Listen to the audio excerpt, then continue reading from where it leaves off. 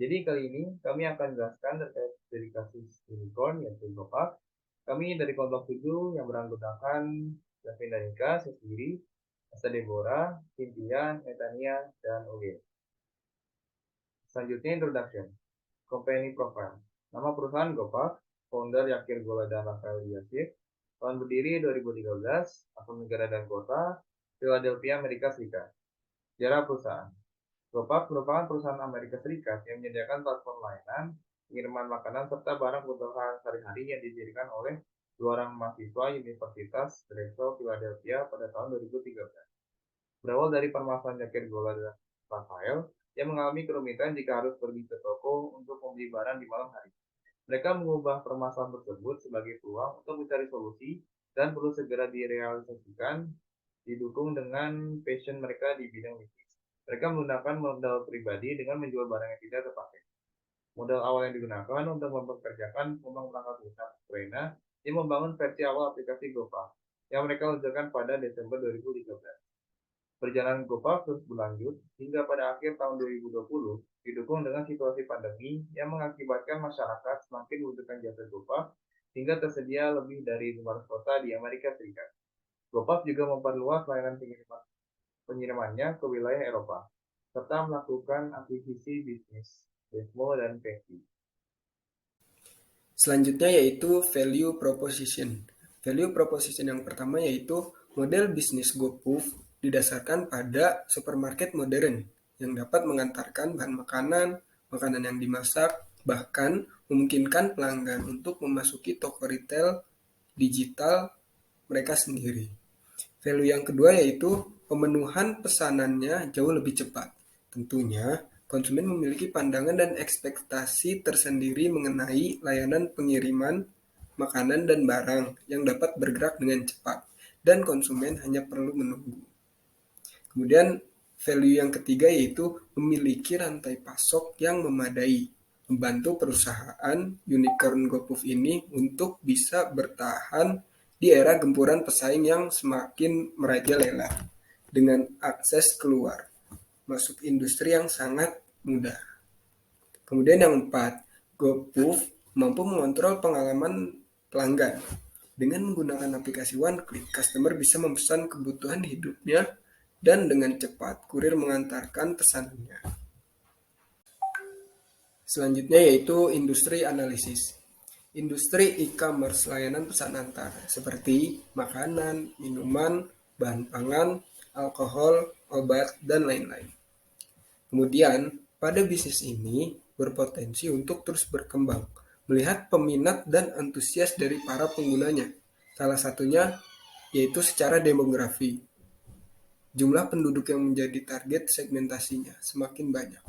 Kemudian semakin berkembang pesat dampak dari adanya pandemi COVID-19 ini karena pembatasan berskala besar membuat masyarakat memerlukan layanan pesan antar. Selanjutnya yaitu pastel analisis. Yang pertama ada political. Pajak yang dipungut atas pendapatan, penggajian, properti, penjualan, profit, modal, impor, dividen, dan berbagai biaya lainnya. Kemudian ekonomik yaitu adanya inflasi akibat perang dunia antara Rusia dan Ukraina memengaruhi harga jasa pengiriman karena harga bahan bakar serta bahan pokok lainnya meningkat drastis. Selanjutnya sosial. Mayoritas penduduk berada di kota besar sehingga gaya hidup milenial cenderung produktif sehingga sangat membutuhkan efisiensi platform online. Kemudian teknologi. Generasi milenial berdampingan dengan teknologi sehingga cepat beradaptasi dan memaksimalkan inovasi teknologi e-commerce yang ditawarkan oleh GoPuff. Kemudian environment. Iklim wilayah Amerika dapat mengancam layanan pesan antar GoPuff karena tidak semua bahan pangan dapat tumbuh di negara 4 musim, sehingga gagal panen dan menurunkan pasokan bahan makan. Kemudian yang terakhir ada legal. Hukum dan lembaga yang menaungi perlindungan konsumen dapat membantu mereka dalam memilih, menentukan, dan menuntut haknya sebagai konsumen. Selanjutnya, Porter 5 Forces Analysis. Yang pertama ada threat of new entrants. Ancaman pesaing tidak hanya muncul dari kompetitor lama, melainkan bisa saja muncul dari kompetitor baru dari industri serupa. GoPuff sudah memiliki beberapa keunggulan yang tidak dimiliki platform lain dan sistem membership yang sangat menguntungkan para membernya. Kemudian yang kedua ada trade of substitutes. Pengguna GoPuff bisa saja berpaling kepada platform atau aplikasi lain yang memiliki penawaran atau diskon yang lebih menarik. Kemudian yang ketiga ada bargaining powers of buyer, yaitu jumlah peminat pada platform jasa akan dinilai terus meningkat karena perubahan gaya hidup dan keunggulan yang didapat dari berbelanja secara online. Kemudian yang keempat ada bargaining powers of supplier, yaitu karena lapangan pekerjaan sangatlah dibutuhkan zaman sekarang, sehingga akan sangat mudah mencari mitra ataupun tenaga kerja. Yang berikutnya ada rivalry of competitors. Pada industri ini persaingan sangatlah ketat karena setiap platform berlomba-lomba memberikan harga, layanan, dan experience terbaik untuk konsumen mereka. Namun, GoPuff memiliki beberapa keunggulan dengan menyediakan layanan pesan antar untuk minuman keras dan obat-obatan. GoPuff juga menetapkan biaya pengiriman pada $1,95 dan pengiriman gratis bagi para membernya. Selanjutnya, pada bagian perkembangan dan tren industri, pada mulanya industri jasa pelayanan pengantaran hanya bisa melayani pengantaran orang atau transportasi ojek online menggunakan personal chat. Namun, industri ini telah berinovasi dengan menambah layanan pesan antar barang, makanan, obat, dan berbagai hal lainnya dengan menggunakan aplikasi yang mempermudah penggunanya. Selain itu, pengguna juga bisa melakukan request dan melakukan metode pembayaran dengan berbagai cara. Selanjutnya, pada tahap idea generation, yang pertama, empathize. GoPuff berempati dari keresahan orang mengenai kesulitan mendapatkan barang-barang kebutuhan sehari-hari dengan mudah. Pada tahap define, GoPuff melihat dan membantu menemukan solusi melalui tahap pencarian ide sebanyak mungkin yang kemudian dilakukan penilaian sebagai bobot urgenitas ide. Mereka melakukan riset terhadap sekitar terkait tingkat kebutuhan terhadap jasa yang mereka tawarkan dan sumber daya yang dibutuhkan. Kemudian pada tahap ideate, ide akhir yang dipilih yaitu GoPuff, yaitu layanan penghubung antara pelanggan dengan mitra serba untuk mengirimkan kebutuhan konsumen. Kemudian pada tahap prototype, pada tahun 2013, para pendiri mulai membuat model aplikasi yang akan dijalankan dengan memperkerjakan pengembang perangkat lunak Ukraina yang membangun versi awal aplikasi GoPuff. Pada tahap testing, mereka meyakinkan profesor mereka untuk menawarkan aplikasi tersebut kepada sesama siswa Drexel, serta membagikan pembuka botol dan korek api gratis dalam prosesnya. Pada tahun 2015, para pendiri mulai fokus pada bisnis ini dan menghasilkan banyak keuntungan hingga berhasil mengumpulkan pendanaan modal Ventura untuk pertama kalinya.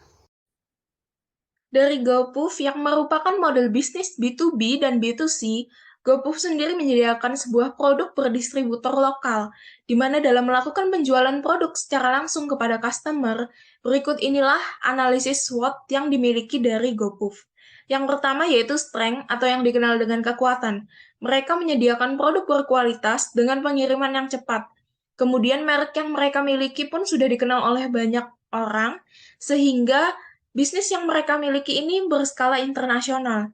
Kemudian mereka memiliki hubungan yang baik dengan para customer-nya. Dan kemudian akses dari GoPuff sendiri sangat mudah yang dimana hanya dapat melalui ponsel. Kemudian yang kedua yaitu ada weakness atau yang dikenal dengan kelemahan. Kelemahan yang dimiliki dari GoPuff sendiri yaitu industri yang padat dengan modal rendah untuk menarik pendatang baru, dan kemudian mereka memiliki biaya pengiriman yang menjadikan sebuah kelemahan dalam perspektif pesaing. Kemudian yang ketiga ada opportunities atau yang dikenal dengan peluang, di mana mereka memiliki peluang pasokan produk dari supplier berganda, kemudian menumbuhkan permintaan pasar untuk produk sehat dan siap pakai, kemudian peningkatan kepuasan pelanggan yang mereka miliki, kemudian ada threat atau ancaman, di mana pesaing yang tinggi dengan bisnis lain, kemudian basis pelanggan yang lemah, dan peraturan ketat dan langkah-langkah kontrol harga oleh pemerintah waralaba yang tidak lancar. Selanjutnya, GoPuff menghasilkan uang atau yang dikenal dengan revenue model dengan membebankan harga yang lebih tinggi untuk barang-barang. Yang dimana pada bagian ini, sebagian besar aplikasi pengiriman makanan atau bahan makanan sesuai dengan permintaan dan menyelesaikan pesanan mereka dengan mengirimkan produk langsung dari supermarket atau restoran. Dan GoPuff sendiri membeli produk dan menyimpan di gudangnya ketika pesanan ditempatkan untuk dijual langsung oleh perusahaan dan selisih antara harga jual serta harga biaya pembelian plus penyimpanan adalah keuntungan yang diperoleh dari GoPuff.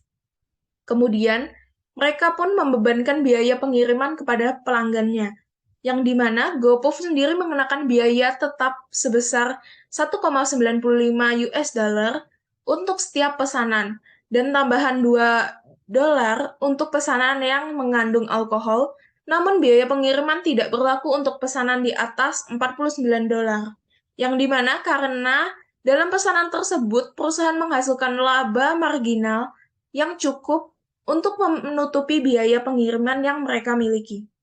Dan kemudian mereka juga membebankan biaya keanggotaannya kepada para customer-nya, di mana GoPuff sendiri menawarkan program keanggotaan yang disebut dengan GoPuff Farm, di mana kepada pelanggannya dengan harga 5,95 US dollar per bulan. Ini adalah aliran pendapatan utama dari GoPuff, dan perusahaan memotivasi konsumen untuk berlangganan program keanggotaan ini dengan menawarkan manfaat seperti pengiriman gratis untuk semua pesanan dan diskon khusus anggota lainnya. Dan kemudian mereka juga membebankan kepada customer-nya dengan menjual iklan di platformnya, yang dimana dengan jumlah konsumen yang besar, setiap bulannya menjadi yang pertama dalam kategori di platform GoPuff, di mana bisa menjadi sangat berharga untuk merek apapun, di mana GoPuff sendiri menggunakan peluang ini sebagai aliran pendapatan dengan menjual penempatan prioritas pada platform pengiriman makanan sesuai dengan permintaan. Sesuai dengan laporan Forbes, GoPuff sendiri menghasilkan 600.000 US dollar dengan penempatan prioritas Nike Food, sebuah startup es krim yang berbasis di New York. Kemudian, dalam penerapannya, GoPuff sendiri memiliki strategi harga yang dimana harga produk yang dijual setara dengan harga produk yang ada di toko serba ada. Nah, hal ini dapat dilakukan karena GoPuff sendiri mengambil pasokan barang dari distributor lokal dengan harga yang mana lebih murah daripada di pasar. Dan kemudian tentunya hal ini dapat mengurangi pengeluaran untuk kebutuhan pokok konsumen serta membeli kebutuhan pokok di toko serba ada dengan jarak yang cukup jauh, memerlukan biaya transportasi, waktu, serta tenaga. Namun hanya dengan one click di aplikasi, konsumen bisa mendapatkan kebutuhannya dengan cepat dan harga yang sama. Strategi yang kedua yang dimiliki GoPuff yaitu layanan pengiriman yang sangat cepat, di mana hanya memerlukan waktu 20-30 menit dari pemesanan. Konsumen sudah bisa mencukupi kebutuhan hariannya.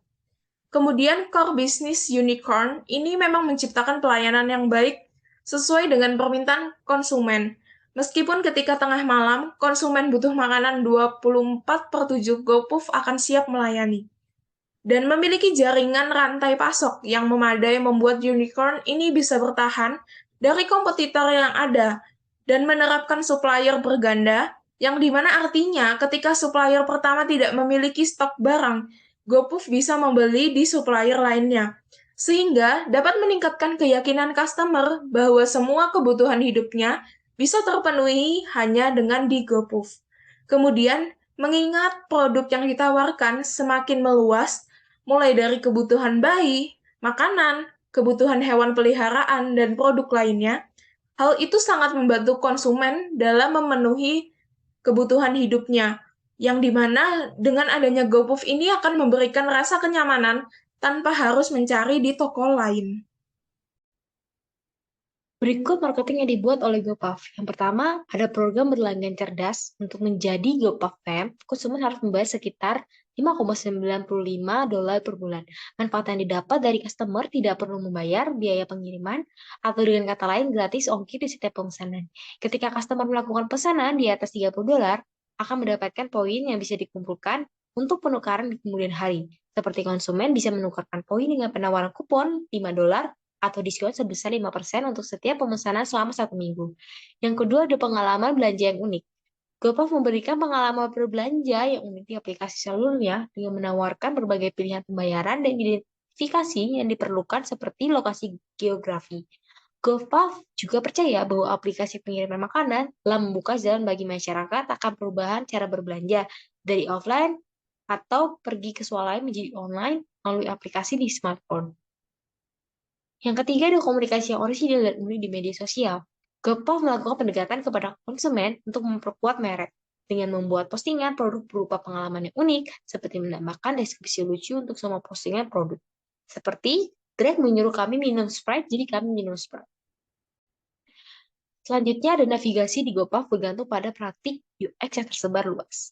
GoPuff menggunakan carousel untuk menelusuri daftar aplikasi karena dapat meningkatkan penemuan produk yang memungkinkan penggunanya menemukan dan menambahkan item ke keranjang lebih cepat. GoPuff sejalan dengan hukum Higgs yang menyatakan bahwa waktu yang dibutuhkan untuk membuat keputusan meningkat dengan jumlah dan kompleksitas pilihan. Jadi strategi GoPuff tentang proses cepat tidak hanya tentang pengiriman, tapi juga tentang pengalaman berbelanja. Selanjutnya ada navigasi header, memungkinkan pengguna untuk mengunjungi kategori baru kapan saja di aplikasi. GoPuff telah memperkenalkan daftar header yang memungkinkan pengguna beralih dari kategori ke kategori yang lain.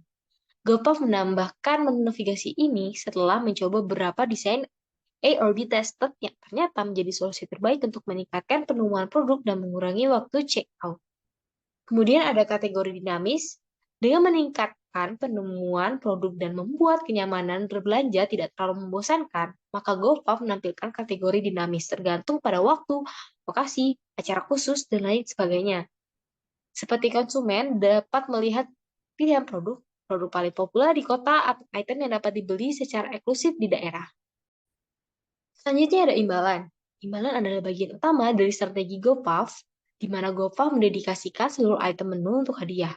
Juga pada hadiah, jumlah poin yang diperoleh akan muncul saat menambahkan produk ke keranjang. Dan terakhir ada upselling sebelum checkout.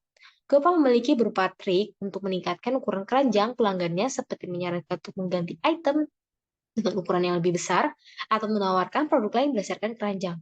GoPuff ditaruh pada pembelian impulsif karena kebanyakan orang datang ke GoPuff untuk keinginan sesaat. Selanjutnya, pembelajaran atau lesson learning yang kami peroleh setelah menganalisis GoPuff adalah perjuangan Yakir Gola dan Rafael Ilyich dimulai dari mengalami masalah hingga memanfaatkan masalah tersebut menjadi sebuah peluang terciptanya sebuah solusi. Mereka mampu terus berusaha walaupun melewati berbagai macam proses yang tentunya tidak mudah. Dimulai dengan tekad yang kuat, mereka mengajarkan bahwa pentingnya memiliki karakteristik pekerja keras yang dapat membantu kita sebagai para entrepreneurship untuk membangun bisnis berkelanjutan dan mencapai target dengan menciptakan value yang baru. Oleh karena itu, kesimpulan intisari dari company profile, industry analysis, idea generation, and marketing business model strategi, yaitu GoPuff, bisnis yang bergerak di bidang logistik yang memberikan layanan pengiriman makanan dan kebutuhan sehari-hari yang berasal dari Amerika Serikat. Dengan latar belakang kesulitan yang dialami founder GoPuff, ketika malam hari membutuhkan makanan atau kebutuhan lainnya harus pergi ke toko atau swalayan yang jaraknya cukup jauh. Memiliki latar belakang pengalaman serta passion yang sama di bidang bisnis membuat dua mahasiswa imigran tersebut mencari cara bagaimana bisa menyelesaikan masalah tersebut. Tahap pengujian ide dilakukan ke kerabat terdekat, namun dinilai tidak masuk akal. Masyarakat lebih suka berbelanja langsung di toko dan tidak mungkin membeli melalui aplikasi. Dengan tekad yang kuat, para founder dan Gola merealisasikan idenya, yaitu menciptakan sebuah aplikasi yang memberikan layanan pengiriman makanan dan kebutuhan sehari-hari dengan waktu yang cepat. Terbukti, seiring berjalannya waktu, perkembangan GoPuff meningkat sangat pesat hingga tersebar di berbagai kota di Amerika Serikat. GoPuff yang didirikan pada tahun 2013 telah berkembang menjadi salah satu startup pengiriman terbesar di Amerika Serikat. Perusahaannya saat ini bernilai 15 miliar. Sekian presentasi dari kelompok kami. Atas perhatiannya kami ucapkan terima kasih.